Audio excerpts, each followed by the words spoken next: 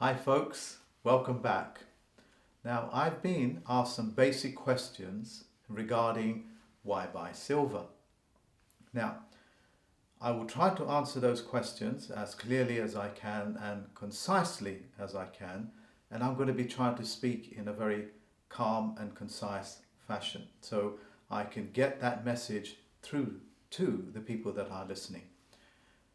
First question, why buy silver?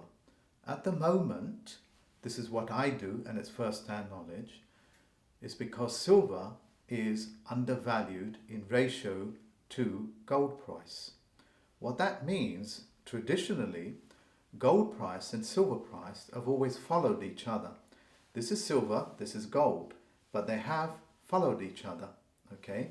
At the moment, there's slight discrepancies there. So the silver has dipped. As a result, you have an opportunity to buy low and sell high.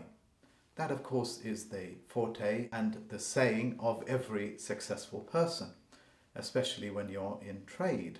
Okay, so just repeating myself, that's gold, that's silver. Traditionally, they've always done this. But at a particular point, silver went like that and gold went that way. So there's a discrepancy. So the tradition is that they will begin to mimic each other. And the second question put to me was the mining operation of silver. What does that mean? It means that silver, as it stands, is very challenging to mine, which means the silver that is being sold in the open market is only being done at cost. Okay? That's one of the reasons why I like silver. As you know, the discrepancy of silver and gold, that's one reason. The second reason is that the mining operations are only selling silver at cost. They're not selling it at any profit, as it were. Silver is also in an industrial metal. For example, it's always traditionally been used for making mirrors. Okay, that's another reason. I can give you many more other reasons as to why they use silver in industry, but I'll introduce more of that on the webinar. Full stop. The other question was, can I speak a little bit more about the single bar that runs across the symbols of the currency and the double bar? So I'm going to give you some examples. This is an old £5 note, an old £5 note. And on this note, there is an actual piece of silver strip that runs along the entirety of that note. That has the value of this note imprinted into the paper itself. So it carries the value of silver sterling. So now let's have a look at the double bar. The double bar, as you can see, is right there. That's to signify that there is real value in this note, okay? Which means if you walk away and harvest that piece of silver, it should come up the value of, say, £5. And if it doesn't, you've been shortchanged. But you understand what I'm talking about. Okay, that's very clear. Now let's take this £5 note. Has a single bar across it. Okay, a single bar. That signifies that the picture of gold, of Big Ben gold, and silver, picture of Big Ben in silver, is only a picture. It doesn't really have value in it. It's only plastic. All right? So that's why it's a promissory note. And when you take it into the Bank of England and ask for the value of it, because it's a redeemable instrument, well, they can't give you anything because it doesn't have any value, even though you've worked for it and hence the sweat equity. It's the same with these coins, okay? These are euros, so therefore they should have two lines running across it. So let me address that. That means that the note and the people that have printed that have backed their money on the global market with gold. but it's not redeemable to you. So when you go into their bank and say, can I have the value of that in silver, gold or copper, because copper is another currency, they're not going to give it to you. Have a bash at it. Certainly I know people have tried it with the Bank of England or this, and they've been kicked out. Let's go to the postage stamp. This is the postage stamp. And this one, it's got a single bar running across it. Okay? Which means it's not backed by gold or silver, but it is a corporate instrument and it belongs to the post office, albeit the shareholder in this country that has backed the value of it, presumably by your own sweat equity, rather than putting the value of it in the paper. Which is what this red fox stamp is. The red fox stamp, as you can see, has 2 bars running across it. And if you look up on the internet, it will have, it says, the value of gold in the paper itself. It's embedded in there, all right? That's why these stamps can go up in value. Since the stakeholders have backed this up with real money as well, because you need to have real money to buy these notes. So when it comes to redeeming, they still have to redeem it. That's why you can take these postage stamps and you can redeem them back again, because it's a currency exchange. You can do that in any country in the world, by the way, okay? Because it's all just one organization. So hopefully you've got a good glimpse of what double bars are. This, of course, is the Vietnamese money, and I don't know what it's worth. I don't think it's worth anything, but I'm going to hold on to it because it's a promissory note, and who knows, they might redeem it. Okay, so hopefully that's answered that question. The next question that was asked of me, and I thought that was a very prominent question. I think that question has a great deal of explanations involved.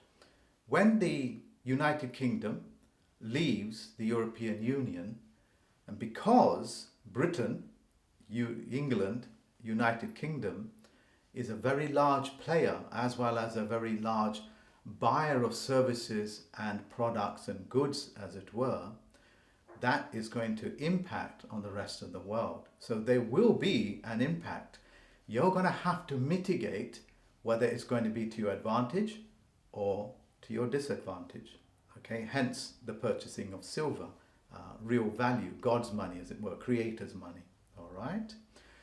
So yes, there will be a large impact on a global scale. And yes, the silver, gold and copper, as well as these semi-precious metals, are global currencies, okay? They are floated and valued on a global currency. So as a result, yes, it is not just specific to your country, it is on a global scale. Hence, the value of gold and silver can be redeemed in any part of the world, okay? It's a non-inflationary currency. It's only when you exchange your piece of physical gold to a fractional based money system, that's where you lose or gain money. Why? Because gold and silver are non-inflationary. But the amount of money, fictional money that you need to buy into gold and silver fluctuates and historically increases in lacking in purchase value. What do we call that? We call that inflation. Hopefully that's answered that question. This question has been on the top of my pupils' heads most of the time, and I think I did a reasonably good job of addressing it, but obviously I haven't, so I will do. The question is, what do you mean, Mark, international plane, international jurisdiction? Well, you understand this as being a plane. This is a football game, and as a result, it all is played on one level playing pitch. What is it that I'm saying? So when the Attorney General says Britain, which is the maritime expression, cannot hear the European Union because of the different planes, what he's saying is that Britain is on the plane of sea level and the European plane is below. What does that mean? Because it's a corporation, Okay, it's a corporation. So as a result, they can't meet. So when you hear those things and listen to the Attorney General when he's speaking, he'll say Britain can't hear the international jurisdiction. Britain can't hear the European Union. He's not saying United Kingdom, because United Kingdom and the European Union are on the same level, playing field, because both are corporations. Hopefully that has answered the question. This question I love. Do I need to pay VAT on gold? Well, I'll answer it to you directly and indirectly. Okay? Directly, this is a tender. It's legal tender, lawful tender, because it's the currency of this country. It's pound sterling, and it's got the pictures and the seals to back it up. As a result, why would you want to pay VAT on this when it's legal tender any more than you want to pay it on this? Doesn't make sense, does it? What about gold? Well, if you go to those websites, it will say VAT, you don't need to pay on it. Why? Because it's legal tender. It's as simple as that. And yes, folks, I do know there's a lot of people out there saying that they can teach you how to buy gold and silver without VAT. The analogy that I will draw is that you don't ever have to, because it's legal tender. It is like me saying that I've got a baked bean can here, and the baked beans in the can hasn't got any preservatives in it. Well, that's misleading. That's a fictitious conveyance of language, because the canning process is the preservative. You get it? And that's how you got to educate yourself from the charlatans, as it were. All right? Thank you. I was asked to make some comments on flags as well as jurisdiction, and what it means when I said those other countries that have British flags fixed upon your own existing flags. What that simply means is that even though countries think that they got independence, like Canada, US and Australia, New Zealand, but they're essentially all British owned, okay, British owned. And that's why you have what is known as the Commonwealth, and it is called the Commonwealth. So when United Kingdom leaves the European Union, the Commonwealth will be affected, Australia, New Zealand, and oddly enough, United States as well, okay? Hopefully that's answered the question. Some of my existing students asked me, will I be teaching people how to safely store their gold, silver, or copper, or whatever it is? And the answer is yes. There are, shall we say, safe positories in the private that you can buy into, where only you would know and nobody else. Okay, and I'll be sharing that information with you.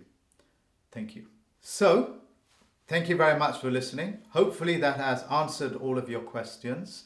The other questions I'll be answering on the webinar itself, which is on the 26th, 10 o'clock p.m. Sunday this month, which is August. So I'll see you folks then. Bye-bye now.